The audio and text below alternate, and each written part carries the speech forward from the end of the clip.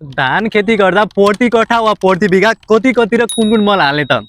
मैले अघिल्लो भिडियोमा मल सम्बन्धी भिडियो बनाएको थिएँ। धेरैजना किसानहरूले चाहिँ रोपनीमा भन्ने हामीले बुझ्दैन, प्रति कट्ठा वा प्रति बिघा चाहिँ कति हाल्ने भनेर भन्नुभएको थियो। त्यसैले मैले आज एकदमै बुझ्ने भाषामा प्रति कट्ठा वा प्रति बिघा चाहिँ कुन मल कति कति हाल्ने भनेर भन्नेछु।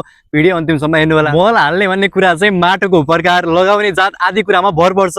मैले यहाँ भन्ने भनेको चाहिँ औसतमा भन्ने हो है। मैले विभिन्न अनुसन्धान पेपरहरू पढ्दा र विभिन्न कृषि तथा पशुपन्छी विकास मन्त्रालयले निकालेको कृषि तथा पशुपन्छी डायरी 2083 को अनुसार औसतमा 120:40:40 एनपीके प्रति केजी पर हेक्टरको दरले चाहिँ म यहाँ भन्दै गएको छु। यसको आधारमा चाहिँ डीएपी प्रति कट्ठा 3 केजी हाल्नु पर्यो र बिघामा भन्नुपर्दा चाहिँ 1 बिघामा 20 कट्ठा हुन्छ, त्यसैले 60 केजी हाल्नुपर्छ। त्यसै गरी पोटास मल चाहिँ 2.3 केजी हाल्नु पर्यो र बिघामा चाहिँ 46 केजी हाल्दा पुग्छ। त्यसै गरी युरिया चाहिँ लगभग 7.7 केजी हुन्छ र हजुरले चाहिँ जहिले पनि युरियालाई चाहिँ 3 पटक बाँडेर हाल्नुपर्छ। र पहिलोचोटि खेत हिलाउने बेला चाहिँ 1/3 हाल्नु पर्यो, र त्यसपछि चाहिँ गाज हाल्ने बेला चाहिँ 1 भाग हाल्नु पर्यो, र अन्तिम पटक बाला पसाउने बेला चाहिँ लास्टको अन्तिम भाग हाल्नु पर्यो। र बिघामा भन्नुपर्दा चाहिँ लगभग 154 केजी हुन जान्छ।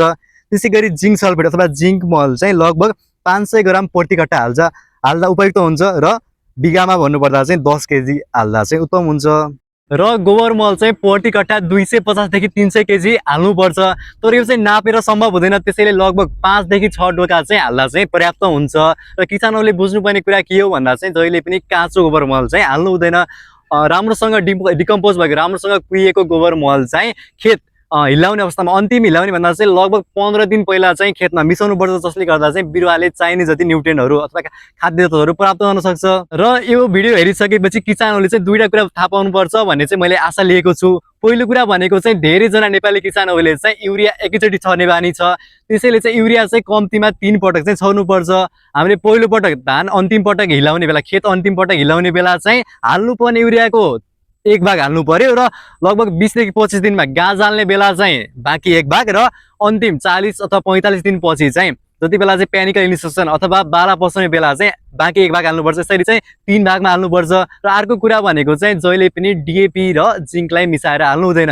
यसरी हाल्दा चाहिँ हामीले बिरुवाले चाहिँ चाहिने जति जुन मलको हुन्छ त्यो पाउँदैन। अघिल्लो भिडियोमा चाहिँ धेरैजना किसानहरूले चाहिँ मल पाइँदैन भनेर चाहिँ गुनासो बोक्नु भएको थियो, तर यो चाहिँ वास्तवमै देशकै समस्या हो। मैले चाहिँ यो भिडियोमा चाहिँ हजुरहरूले चाहिँ सही मात्रामा र सही समयमा मलको प्रयोग गर्नुपर्छ भनेर जानकारी दिनको लागि मात्रै भिडियो बनाएको हुँ। रासायनिक मलको खपतलाई कम गर्नको लागि चाहिँ हामीले चाहिँ धान लगाउनुभन्दा पहिला चाहिँ ढैँचा खेती गर्न सक्छौँ, त्यसै गरी एजोला लगाउन सक्छौँ, जसले चाहिँ हाम्रो रासायनिक मलको खपतलाई केही हदसम्म कमाउन सक्छ।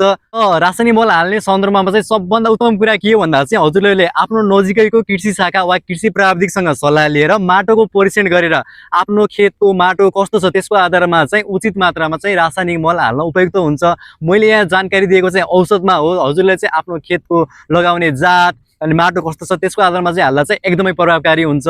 हजुरहरूलाई चाहिँ यो जानकारी कस्तो लाग्यो कृपया किसानहरूलाई यो भिडियो सेयर गर्नु होला, र हजुरको केही जिज्ञासा भएपछि चाहिँ कमेन्ट गर्नु होला।